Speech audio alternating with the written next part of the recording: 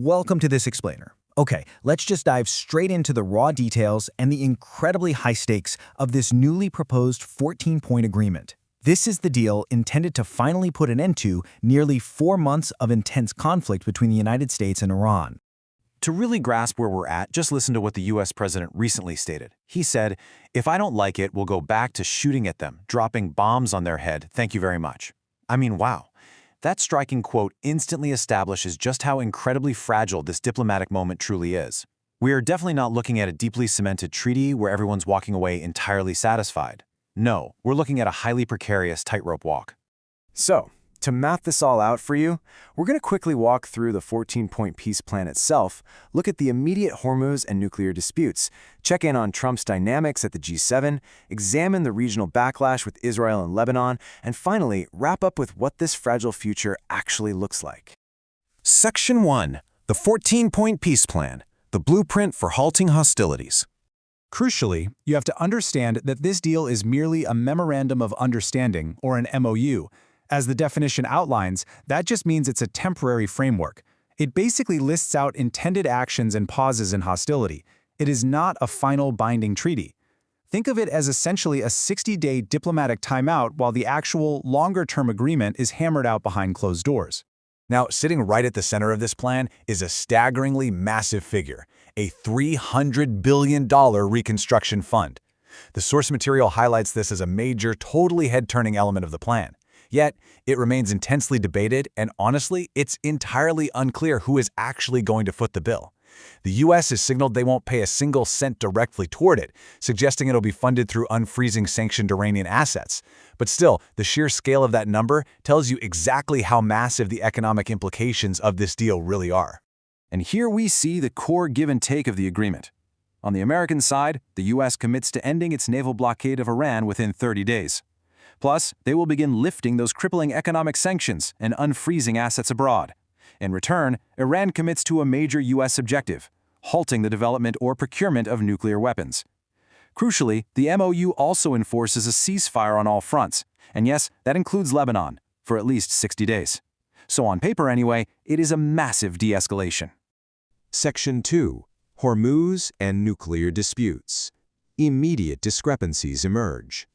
But almost immediately, we're seeing friction. First, there's a really stark contrast regarding the globally vital Strait of Hormuz. The U.S. position and their clear expectation is that the waterway will be reopened entirely toll-free for the 60-day period of the MOU. However, Iranian statements indicate an intent to begin charging tolls right out of the gate. This isn't just some minor administrative detail, it's a massive choke point for global trade, and this discrepancy could literally unravel all that diplomatic goodwill overnight. Second, Washington and Tehran have totally opposing interpretations on how to actually handle existing nuclear material. The U.S. expects any enriched material to be physically removed from Iran entirely. Iran, on the other hand, insists the material will only be downblended, which essentially just means diluted, on-site under the supervision of the International Atomic Energy Agency. So again, they are agreeing to a pause, but they're fundamentally disagreeing on the mechanics of how it is actually executed. It is also absolutely critical to note what the plan just ignores entirely. Conspicuously absent from the MOU is any mention whatsoever of Iran's ballistic missile capabilities or its ongoing support for regional groups like Hezbollah. For a lot of observers and regional players analyzing this agreement, these omissions are glaring. They represent a major blind spot. Section 3. Trump at the G7. Diplomacy and dynamics in France. While all this was unfolding, this plan absolutely dominated the G7 summit proceedings in France.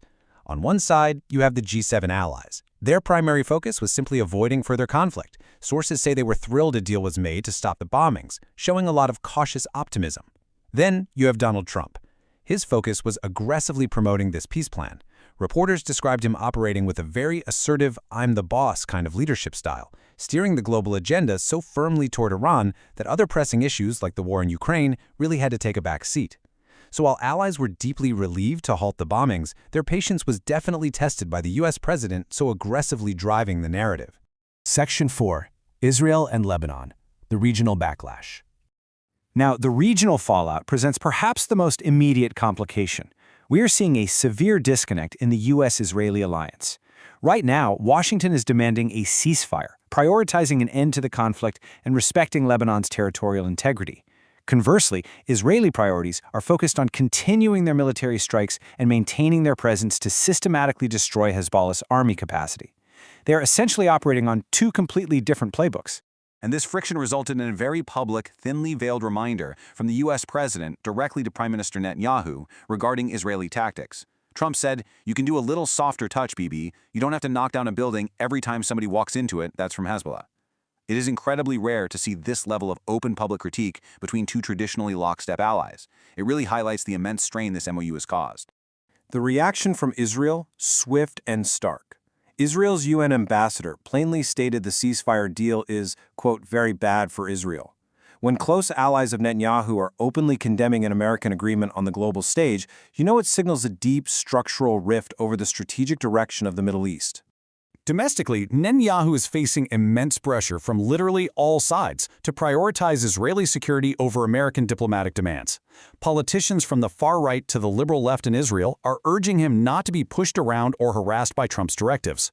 Rivals and allies alike are demanding he defy the U.S. to continue fighting Hezbollah to ensure border security.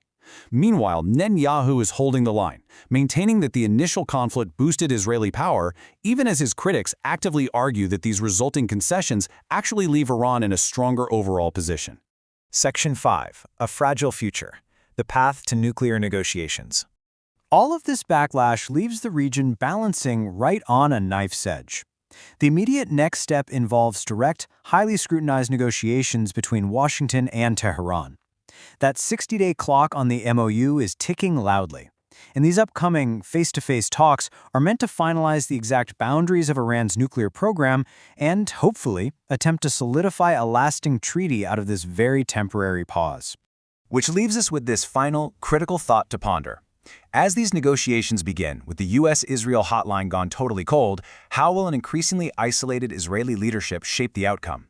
It's a fascinating, incredibly high-stakes diplomatic puzzle. We've got a temporary peace built on fundamentally different interpretations, an angry regional ally, and the clock that is ticking down fast. Thank you for joining me for this explainer. Keep this framework in mind as the news continues to unfold, and I'll catch you next time as we break down the next big topic.